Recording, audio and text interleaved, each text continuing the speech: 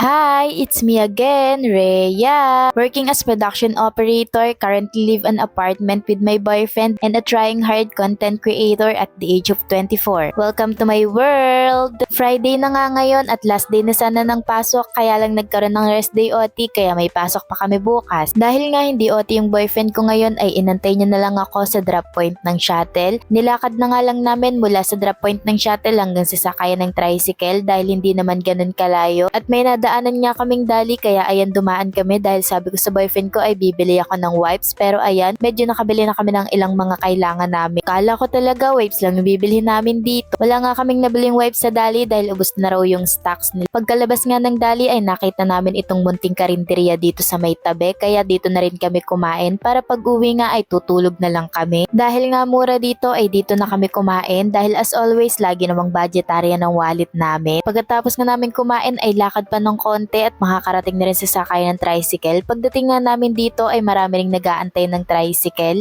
kaya naman pagdating namin nakasakay din kami kaagad. Pagkababa nga ng tricycle ay pumunta nga yung boyfriend ko sa magulang niya para hiramin tong motor ng tatay niya dahil sira nga yung motor namin at ayan nga inabot na nga kami ng Ambondian. Kinuha nga din namin yung uniform namin kina mama at ito nga pauwi na nga kami nito sa aming apartment at ito na nga nakarating na nga kami din. At dito ko na nga muna ito tinatapos. Panoorin nyo nga yung part 2. Follow my page for more.